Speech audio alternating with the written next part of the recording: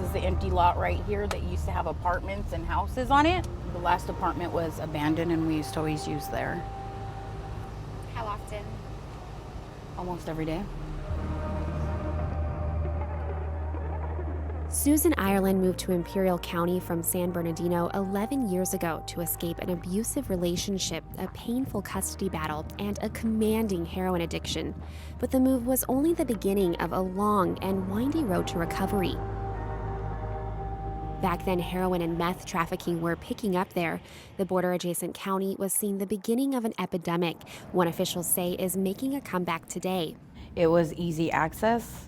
I had a vehicle. I could drive to Mexicali or here to El Centro and pick up the drug easier. Ireland spiraled, got well, and spiraled again over the next few years.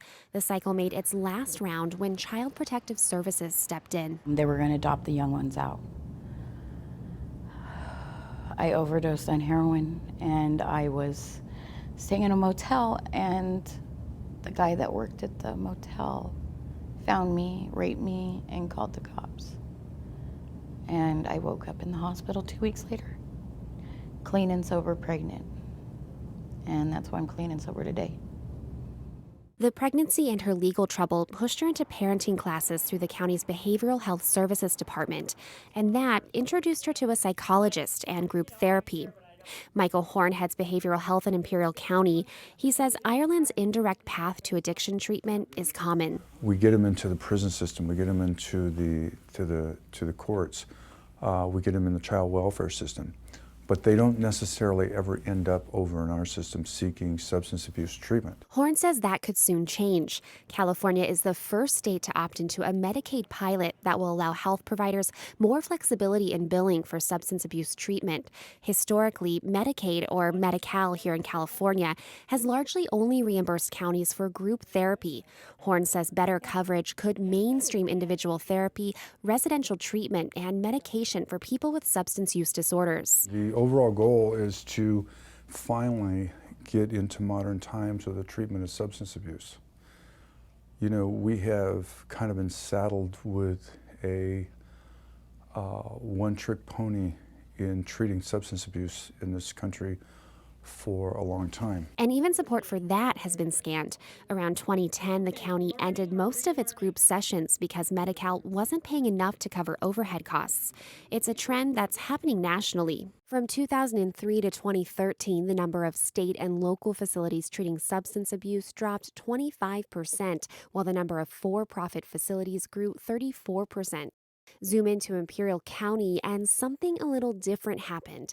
County-supported centers closed their doors and outpatient services dwindled. But in a county known for low incomes and high unemployment rates, it wasn't for-profit centers that stepped in, it was churches. This is where in the morning, they do their Bible study. They get in here and they have their little devotion. And they have a little Bible study right here. Luis Barajas is a supervisor at the faith-based recovery home Turning Point in nearby Holtville. He was addicted to meth for 35 years before a court ordered him to Turning Point. Now he shares the scripture that helped him sober up. To live right correctly, you know, not to have to be dependent on that addiction, you know, to be able to focus on God and let Him lead me through my life. You know, before it was the drugs leading me through everything I went through. Turning Point is one of 7 homes in the area run by religious groups. Barajas says about 1,000 men come through his doors each year, about half because of court orders. Barajas doesn't have data on how many of them stay clean, but says there's no better way to help addicts. I had a psychiatrist told me one year, you know, how many years have you been, you know, go to college to learn how to do this? And I told him I've never been to college. And I asked him, how many years have you been an addict? He says, I never in. So how do you know how that addict's feeling? How can you tell what that addict's going through? I know what he's going through because I've been down that same road he has. Julie Myers is a San Diego-based psychologist specializing in addiction. She points out that there's no conclusive data showing faith-based homes like Turning Point or other self-help methods work. One reason is a lot of those programs lack follow-up, or they're altogether anonymous. Most of my patients, probably 70% who are coming in with an addiction problem, have had multiple treatment failures. So they almost all have been in a 12-step model. Either they've just gone to AA themselves or they've gone to a rehab that's been 12-step. Myers says to treat addiction, you have to get at the underlying mental health conditions driving the behavior. Susan Ireland says the personal insight she gained in therapy was instrumental in her recovery.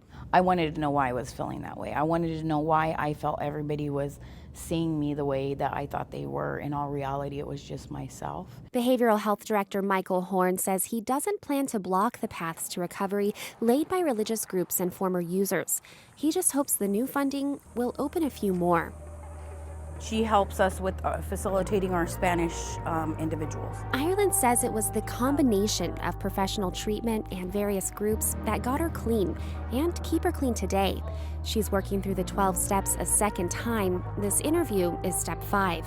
I have a recovery calendar on my phone of how many days clean and sober, minutes, and everything. So I have 7 years, 88 months, 383 weeks, 2,683 days, 64,404 hours clean and sober. And I carry this with me every day.